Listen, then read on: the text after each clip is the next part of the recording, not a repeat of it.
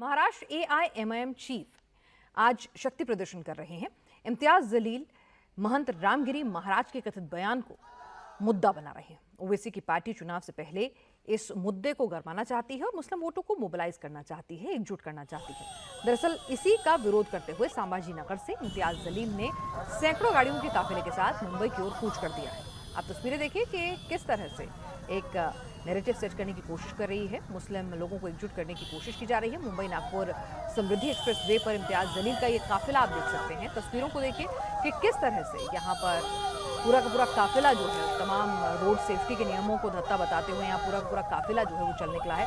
Open roof गाड़ी में बाकायदा रील बनाते हुए, फेसबुक लाइव करते हुए ये तमाम लोग जा रहे हैं। ऐसा कर रहे हैं कि जैसे पूरा का पूरा हाईवे जो है आम जनता के लिए नहीं बल्कि इन्होंने कब्जा लिया। उछलती गाड़ियों की छतों पर खड़े होकर नारे लगाए जा रहे हैं, झंडे लहराए जा रहे हैं और एक पूरा का पूरा नैरेटिव बनाने की कोशिश हो रही है। महंत रामगिरी महाराज के बयान के विरोध के बहाने इम्तियाज जलील पूरा एक पावर शो कर रहे हैं। वो मुस्लिम को एकजुट होने की कोशिश कर रहे हैं। हालांकि अभी तक जो जानकारी मिली उसके मुताबिक उन्हें मुंबई में एंट्री की इजाजत नहीं मिली है। को देखिए और समझिए कि किस तरह से एमआईएम आज इस पूरे आंदोलन के जरिए सबसे बड़ा शक्ति प्रदर्शन महाराष्ट्र में कर रही है। पूरी सड़क जो है गाड़ियों से भर चुकी है। सामने आप देखिए किस तरह से गाड़ियों पर सवार होकर महाराष्ट्र के अलग अलग इलाकों से ये लोग यहाँ पर पहुंचे हैं। शिरडी के पास में ही करीब में मालेगांव और इसी मालेगांव से हजारों की संख्या में ये लोग सुबह से ही इंतजार कर रहे थे और करीब 4 घंटे के सफर के बाद जब इम्तियाज जलील का काफिला इस जगह पहुंचा तो यहाँ से भी ये तमाम लोग इस मोर्चा में शामिल हो गए हैं। यहाँ पर जो लोग इस मोर्चे में आए हैं ज्यादातर लोग जो हैं वो परिवहन के नियमों का उल्लंघन कर रहे हैं। सामने आप देखिए किस तरह से गाड़ियों के छत पर ये तमाम लोग सवार हैं। जिस एक्सप्रेस हाईवे पर इस समय हम हैं यहाँ पर आपको बताएं 80 से 100 घंटा प्रति मील की रफ्तार से गाड़ियां हमेशा चलती हैं। गाड़ियां कभी भी यहां पर ठहरती नहीं, लेकिन आज ये पूरा जो एक्सप्रेस हाईवे है वो थम चुका है। क्यों आए? रामगिरी महाराज को अरेस्ट करने के लिए। आप खुद से आए हैं कोई लेके आए? नहीं, हम खुद से आए हैं। रसूल है हम, आशिकी रसूल। क्या कहना है आपका, बताइए। उसको अरेस्ट करना। जब तक अरेस्ट नहीं करेंगे तब तक यहाँ से जाएंगे नहीं हम। अरेस्ट करो जल्दी से। वो लोग हैं जिनका कहना है कि रामगिरी महाराज जो है उसे गिरफ्तार करना चाहिए। आपका क्या कहना है? रामगिरी महाराज को अरेस्ट करना है। अगर रामगिरी महाराज को जब तक अरेस्ट नहीं करेंगे हम जब तक आंदोलन हमारा चालू रहेगा। और राणे को भी अरेस्ट करो, अगर राणे को अरेस्ट नहीं करेंगे हमारा आंदोलन ये चालू ही रहेगा। हमारे हुजूर पाक सल्लल्लाहु अलैहि वसल्लम की नाम की अगर गुस्ताखी करता कोई हम उसको कभी जिंदगी में छोड़ेंगे नहीं। एआईएमआईएम नेता इम्तियाज जलील का कहना है कि रामगिरी महाराज ने भड़काऊ बयान दिया। 60 से ज्यादा एफआईआर हो गई हैं, लेकिन अब तक उन्हें गिरफ्तार क्यों नहीं किया गया है। इम्तियाज जलील ने आज की रैली को महाराष्ट्र के इतिहास की सबसे बड़ी रैली बनाने का दावा किया है। हम आपको बता दें कि महंत रामगिरी महाराज महाराष्ट्र के सरला द्वीप के मठाधीश हैं। उनके भक्तों की संख्या लाखों में बताई जाती है। छत्रपति संभाजी नगर, नासिक, जालना, जलगांव क्षेत्र में महंत रामगिरी महाराज का एक अच्छा खासा प्रभाव माना जाता रहा है। माना जाता है कि सरला द्वीप का निर्माण गोदावरी नदी के बंटवारे से हुआ और आरोपों पर अभी रामगिरी महाराज ने कहा था कि जो बयान मैंने दिया वो किसी ग्रंथ के आधार पर दिया था। वो इतिहास है और इतिहास बदल नहीं सकता, यानी कि वो अपने बयान पर किसी तरह से कोई माफी नहीं मांग रहे हैं। कूच कर रहे हैं मुंबई की ओर, तब रामगिरी महाराज का बयान आया है कि आप जो है सियासत कर रहे हैं, विधायक आपको बनना है, लोकसभा चुनाव हार गए, अब विधायक बनना चाहते हैं, इसीलिए आप मोर्चा लेकर निकले। देखिए, ऐसी लोकसभा की और विधानसभा की कितनी भी सीटें कुर्बान है, ठोकर मारते हैं हम ऐसी सीटों के ऊपर। अगर हमारे नबी करीम सल्लल्लाहु अलैहि वसल्लम के खिलाफ अगर कोई गुस्ताखी करता है तो ऐसी इतनी हल्की राजनीति करने वाला शख्स इम्तियाज जलील नहीं है।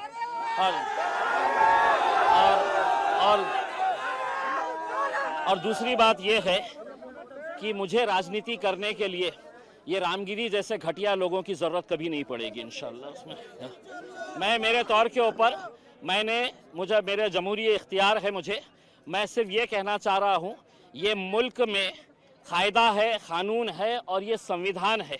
अगर ये संविधान के हिसाब से मुल्क नहीं चलेगा तो ऐसे रामगिरी जैसे गुंडे मवालियों के हिसाब से तो देश चल नहीं सकता है, राणे जैसे गुंडे मवालियों के हिसाब से देश चल नहीं सकता है। उसमें मैंने सरकार को वक्त दिया था, टाइम दिया था कि आप इनके ऊपर कार्रवाई करो करके, और उनको एक चेतावनी दे रहा हूं, अगर जबान उनके मुंह में है तो उससे बहुत खूबसूरत जबान मेरे मुंह में भी है।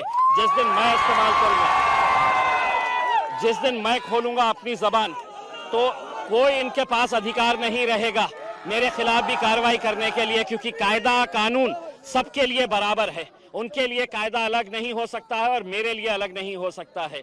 इसलिए अगर रामगिरी ये कह रहा है कि मैं राजनीति कर रहा हूं, तो मैं रामगिरी को सिर्फ इतना कहूंगा कि रामगिरी, तेरे से बोलने तो लगाए थे सरकार ने, तू अपनी जान बचा के रख, क्योंकि यही सरकार तेरी जान के पीछे भी पड़ सकती है और ठिकड़ा हमारे ऊपर फोड़ सकती है। तो तू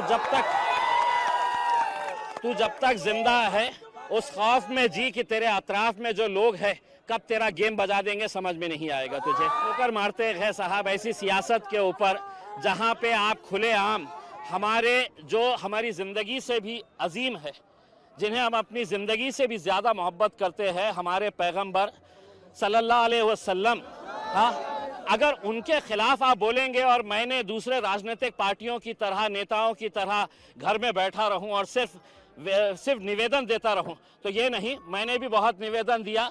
अब मैंने सरकार को कहा कि एक मर्तबा अगर तुम देखना चाहते हैं कि मेरी भी ताकत क्या है, तो अल्हम्दुलिल्लाह ये देख लीजिएगा कि क्या है।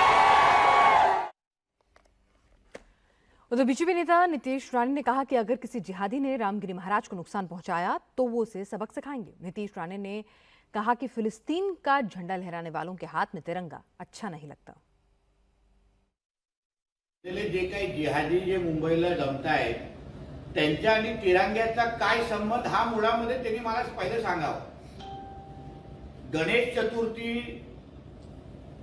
नंतर झालेल्या ईदच्या जे काही रॅली निघाल्या, मोहम्मद पैगंबरांच्या वाढदिवसानिमित्त जुलूस निघाल्या, त्या जुलूसमध्ये पॅलेस्टाईनचे झेंडे कसे फडकवले गेले, सर तन से जुदा हे नारे कसे दिले गेले, हिंदूंच्या विरोधात घाणेरड्या आई बहिणीवर घोषणा कशा दिल्या गेल्या,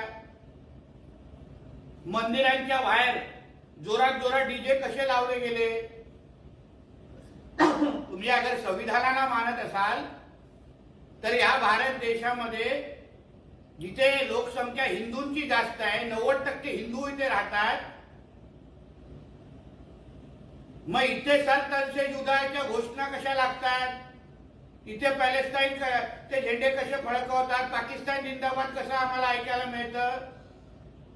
म्हणून आज जे मुंबईमध्ये जे जिहादी जमलेले आहेत त्यांनी पहिले ह्या प्रश्नाचं उत्तर द्यावं। त्यांच्या हातात संविधान चांगलं दिसत नाही। हजारों गाड़ियों के काफिले के साथ इम्तियाज जलील मुंबई की ओर कूच कर रहे हैं। सीधे उन्हीं से बात करते हैं। इम्तियाज जी, आखिर क्या वजह हुई कि आपको इस तरह से औरंगाबाद से मुंबई जाना पड़ रहा है? देखिए, मैं सिर्फ औरंगाबाद से नहीं, आज पूरे महाराष्ट्र से लोग इकट्ठा हुए हैं। वो हुकूमत को याद दिलाने के लिए जा रहे हैं हम कि ये राज्य जो है वो कायदे से, कानून से, संविधान से चलेगा। जिस तरीके से जाति, धर्म और मजहब के नाम के ऊपर गंदी घटिया राजनीति खेली जा रही है, स्टेज के ऊपर खड़े रह के मुसलमानों को गाली दी जा रही है, हमारे धर्म के ऊपर गाली दी जा रही है, कोई कार्रवाई नहीं हो रही है, पुलिस खामोश बैठी हुई है, सरकार प्रशासन है तो इसको बढ़ावा दे रही है। और अफसोस के साथ कहना पड़ रहा है कि अदालतों से जो उम्मीद थी कि अदालत ने इसके बारे में कोई सख्त रवैया अपनाना चाहिए, वो भी जब खामोश नजर आ रहे हैं, तो हमें मजबूरन सड़क के ऊपर उतर के हमें कहीं ना कहीं सरकार को जगाने के लिए हम जा रहे हैं, उन्हें संविधान की एक कॉपी देने के लिए जा रहे हैं। आप कह रहे हैं सरकार को जगाने के लिए जा रहे हैं, लेकिन आप बताइए आखिर इतना बड़ा हजारों गाड़ियों का काफिला आप अरेंज कैसे कर पाए? कितना समय आपको लगा? किन किन संस्थाओं से आपने बात की? मैंने सिर्फ एक प्रेस कॉन्फ्रेंस के अंदर ऐलान किया था कि अब हम मुंबई की तरफ चलेंगे करके, और उसके बाद कहीं पर मुझे कोई मेहनत करने की ज़रूरत नहीं पड़ी। आज आप देखेंगे इतना सारा हुजूम जो है वो इस बात की गवाही दे रहा है कि लोगों के अंदर कितनी नाराज़गी है, क्या ये देश, क्या ये राज्य गुंडागर्दी के हिसाब से चलेगा कि कोई कुछ भी कहेगा और हमने खामोश बैठ के सुनते रहना चाहिए, पुलिस ने खामोश बैठ के सुनते रहना चाहिए। महाराष्ट्र का एक इतिहास रहा है, बहुत अच्छे पुलिस ऑफिसर्स यहाँ पर रहे हैं, लेकिन अफसोस के साथ कहना पड़ रहा है कि राजनीति ने इनके ऐसे हाथ बांध रखे हैं कि ये बेचारे भी कुछ कर नहीं पा रहे हैं। अपनी आंखों के सामने देख रहे हैं कि गैर कानूनी कुछ हो रहा है, कोई क्रिमिनल एक्ट हो रहा है, लेकिन कर नहीं पा रहे हैं क्योंकि सरकार ने इनके पूरे हाथों को जकड़ के रखा हुआ। लेकिन देखिए, रामगिरी महाराज का कहना है कि उन्होंने कोई भी गलत बयान नहीं दिया है, अगर आपको आपत्ति है तो आप कोर्ट जाइए। आप इस तरह से सड़क पूरी समृद्धि एक्सप्रेस हाईवे है वो पूरा जाम हो गया है। रामगिरी महाराज आपके लिए हो सकते हैं, ये ऐसे गुंड कहा जाता, हमारे लिए महाराज नहीं, उन्हें कहा जाता। ऐसे गुंड प्रवृत्ति के लोग भगवा चोला ओढ़कर कैसे धंधे करते हैं ये आपने देखे होंगे।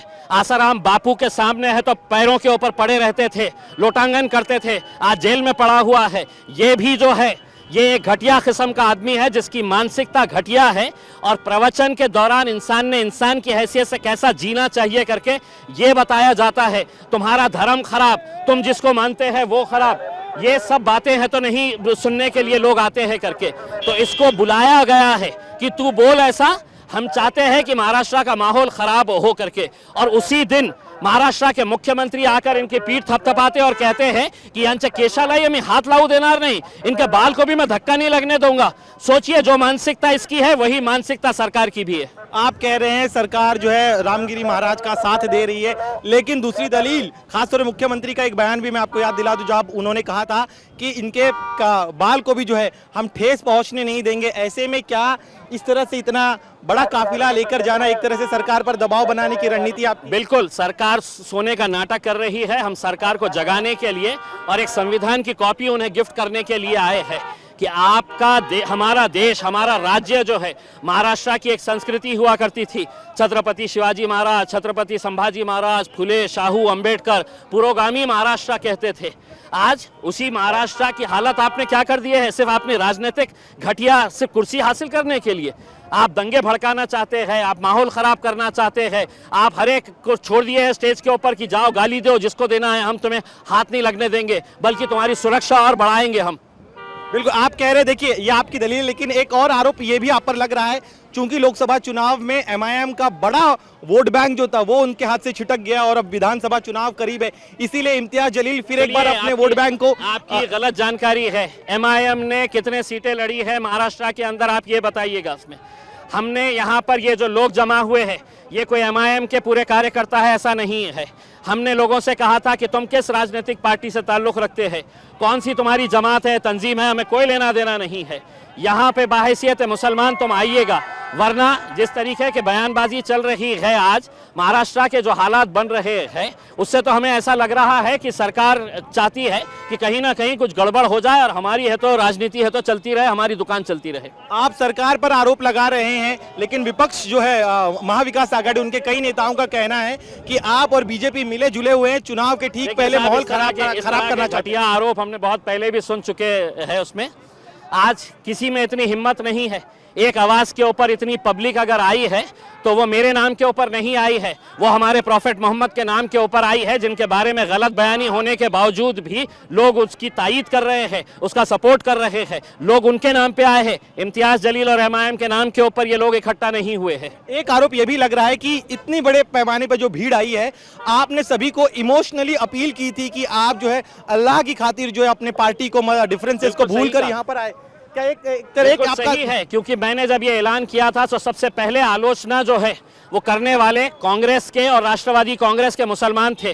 वो मुसलमान थे जो आज के दिन उद्धव ठाकरे के साथ जुड़े हुए हैं। उन्हें ऐसा लगता था कि मैं कोई राजनीति कर रहा हूं। मैंने हाथ जोड़कर लोगों से कहा कि मैं तुमसे अपील करता हूं, हाथ जोड़कर अपील करता हूं कि एक मर्तबा हम अपने राजनीतिक मतभेद साइड में रखेंगे और बाहैसियत मुसलमान हम आएंगे यहाँ पर सड़क के ऊपर, क्योंकि ये मेरा भी देश है, ये मेरा राज्य है, उसमें मुझे भी गर्व है आज भारतीय मुसलमान होने की हैसियत से। आप मुझे किस तरीके से, मैं क्या गालियाँ सुनने के लिए आपके बैठा हुआ हूँ यहाँ पे? कोई कायदा कानून नहीं है। जो कानून है तो नारायण राणे के लड़के के खिलाफ के लिए है, वही कानून मेरे लिए है। अगर वो बोल सकता है तो मैं भी बोल सकता हूँ, उससे अच्छा बोल सकता हूँ। लेकिन आप लगातार दलील दे रहे हैं कि आपकी संस्कृति में नहीं है, सिखाया नहीं गया है, इसीलिए आप भड़काऊ बयान नहीं दे रहे हैं। लेकिन दूसरी तरफ जो आपके विरोधी है वो कह रहे हैं कि आज सही मायनों में एमआईएम जो है वो पूरे दलबल के साथ मुंबई पहुंच रही है और आज तक कभी देखा नहीं गया कि इतने बड़े पैमाने पर इतने संख्या में लोग मुंबई कूच करे हजारों गाड़ियों के साथ। देखिए, मैंने पहले ही कहा था पहली प्रेस कॉन्फ्रेंस के अंदर कि महाराष्ट्र के इतिहास की ये सबसे बड़ी रैली होगी, लेकिन जैसे जैसे ये काफिला बढ़ता गया, मैं आपको यकीन के साथ कहता हूं कि हिंदुस्तान के इतिहास के अंदर इतनी बड़ी रैली आपने देखे नहीं होंगे जो आज मुंबई पहुंचे तक लोग अलग अलग इलाकों से हमें जोड़ने वाले। लेकिन अगर आपको मुंबई तक पहुंचने नहीं दिया गया तब क्या निकले तो करेंगे? सही है, निकले तो सही है। हर रोज हमारा संघर्ष का दिन है, हर रोज हम लड़ते रहते हैं, आज भी लड़ेंगे, संघर्ष करेंगे। हमारा मकसद जो है पहुंचाने का, वो पहुंचाने की कोशिश करेंगे। उसका राजनीतिक दलों के झंडे को लाने से आपने क्यों इनकार किया? क्या आपके एक रणनीति का हिस्सा था? बिल्कुल, हमने ये कहा था कि ये कोई राजनीति का मामला नहीं है, ये हमारे मजहब से, हमारे धर्म से जुड़ा हुआ मुद्दा है, ये इंसानियत से जुड़ा हुआ मुद्दा है। प्रॉफेट मोहम्मद जो है वो इंसानियत का पैगाम दिए हैं और आप इस तरह की बयानबाजी करते हैं। 60 FIR रजिस्टर होने के बावजूद भी कोर्ट का काम नहीं था अदालत का कि अदालत ने पुलिस से पूछना कि चार्जशीट कितने उसमें फाइल हुई है, क्या एक्शन लिया गया है करके। उसमें पुलिस खामोश बैठी हुई है, हाथ बांध दिए गए हैं। IPS ऑफिसर डरे हुए हैं कि कहीं पर हमें कोई नक्सलाइट एरिया के अंदर ट्रांसफर कर देगा, तो कोई कुछ कर नहीं रहा है। चलिए, एक आखिरी सवाल मेरा, यहाँ पे जो पीछे भीड़ दिखाई दे रही है, इस भीड़ के बारे में बताइए। कहाँ किन किन इलाकों से ये तमाम लोग पहुंचे हैं? महाराष्ट्र के कोने कोने से, छोटे छोटे गांव से तक लोगों ने, जिनके पास पैसा नहीं था वो लोगों ने है तो थोड़े थोड़े पैसे जमा करके है तो ये गाड़ियां लिए हैं और गाड़ियां लेकर है तो उन्होंने ये समर्थन आपको आगामी चुनाव में भी दिखाई देगा? मेरा चुनाव से इस मुद्दे का कोई संबंध नहीं है, कोई संबंध नहीं है। आपको साफ तरीके से बताना चाहता हूं मैं। लड़ाई जारी रहेगी, लड़ाई जारी रहेगी, लड़ाई जारी रहेगी। बिल्कुल, हमारा संघर्ष, हर रोज हमारा संघर्ष रहता है, आगे भी संघर्ष जारी रहेगा। एक जाने से पहले आप देखिए, हम लोग काफी हद तक आगे, लेकिन बताया जा रहा है कि बिना इजाजत आप लोग आगे बढ़ रहे हैं, ऐसे में आपको रोको? कोई ऐसी बात नहीं है। मैं पूरे लगातार 3 दिन से पुलिस अधिकारियों के संपर्क में था। मैंने पूरा पत्र व्यवहार किया था DG मैडम के साथ, यहाँ के कमिश्नर के साथ, पूरी इत्तला इन सबको दे दी गई थी। ये पूरे लगातार 2 दिन से मेरे संपर्क में थे, पूरा रूट हमने तय किए थे, तो ऐसी कोई बात नहीं है कि कोई परमिशन ये वो की।